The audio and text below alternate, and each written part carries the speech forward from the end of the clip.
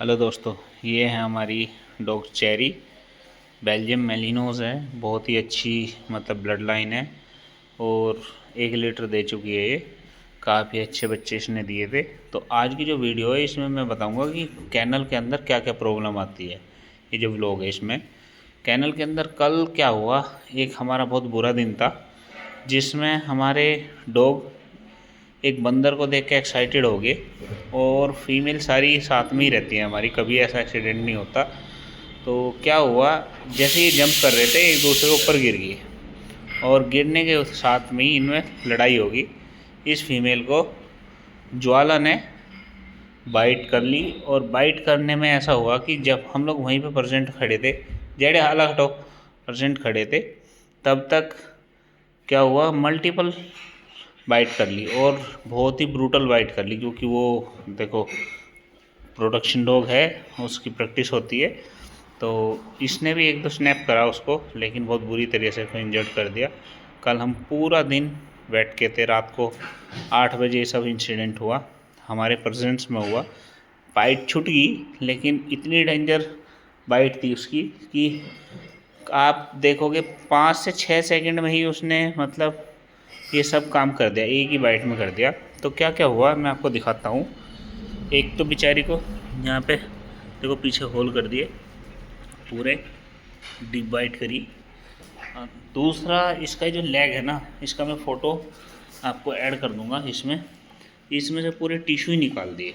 ये पैर से जो बैंडेज हो रही है, और टिश्यू निकालने का मतलब ये है कि बोन नसें वो सब चमक गई और मुझे लग रहा था ये पैर इसका चला गया। लेकिन थैंकफुल हम लोग इमीडिएट रात को ही वेट के गए और वेट ने अच्छा खासा इस पर काम किया, जिसकी वजह से अभी ये चल भी पा रही है। ठीक है, रिकवरी हो जाएगी। लगभग 7 दिन चलेंगे, तगड़े एंटीबायोटिक चल रहे हैं इसके। तो अभी ये हमारे पास घर के अंदर है, तो हम लोग स्पेशल केयर के लिए इसको घर के अंदर आ गए।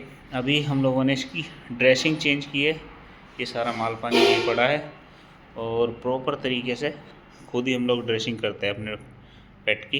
ओए चेरी, क्या हुआ, करते हैं। और ये जेड घूम रही है इसके पास, तो ये अभी घर में है। इतना अच्छा बिहेवियर है इसका कि इतनी इंजरी होने के बाद भी इसने आराम से हमसे मतलब बैंडेज कराती है। ये इसको पेन होता है फिर भी मतलब ये बैंडेज कराती है।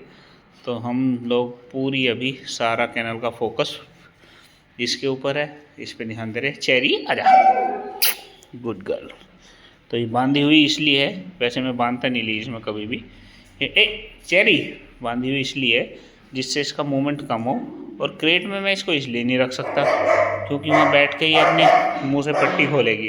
तो ये जो सारी चीज़ें हैं, ये नए नए चैलेंज है जो एक कैनल में आते हैं। बिल्कुल रॉ वीडियो में आपको दिखा रहा हूँ। 24 घंटे हो गए पूरे इस इंसिडेंट को, जिसकी वजह से बहुत डेंजर हुआ। जितने में बैंडेज लगी हुई है इतना ही ये सब इसका इंजर्ड है। ये अभी हाथ पैर इसके चल रहे। तो आप लोग दुआ करो हमारे लिए, थोड़ी प्रे करो, चेरी के लिए प्रे करो कि जल्दी से रिकवर हो जाए, ठीक हो जाए बच्ची।